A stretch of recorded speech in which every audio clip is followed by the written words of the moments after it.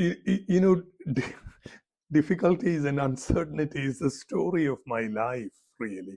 The more I have learned, the more I have read, the more experienced I have gained, the less certain I am about anything. And I have nothing but admiration for my colleagues who seem so certain about things, from their interpretations of psychopathology to their conclusions about the diagnosis and their views about treatment progress and so on.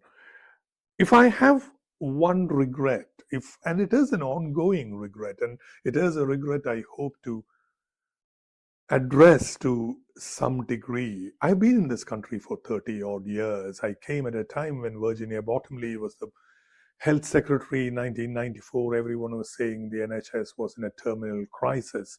I now live in 2026 where we have a different health secretary, but what has not changed is everyone saying the NHS and health service is in a crisis. If there is one change I have seen in the 30 or 32 years, it is an increasing specialization, particularly within psychiatry. So, specialist teams for A, B, C, and D, specialist teams which have their own inclusion and exclusion criteria, and specialist teams which deal with the upper end of complexity. The trouble with that, and that is my regret, the trouble with this kind of specialization is unfortunately it promotes silos. You get a whole category of patients in this world who are defined by the exclusion criteria of these specialist services.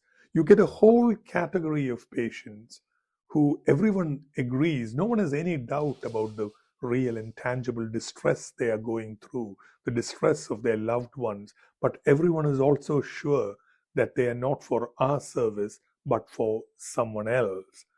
And I think this is a crucial role for psychiatrists trained in the science of complexity to, to assume a generalist role in tackling human distress due to pathology, a generalist role in saying the most competent and the most qualified should participate in the triage process, which decides whether someone is suitable or unsuitable for services. And there are so many examples. You asked for one example, but if I adopt this as a generic issue, there are so many stories of people I can recall who fell into this gap of everyone's exclusion criteria. And it is something that I am resolved to change. I try to change the system in my own limited capacity.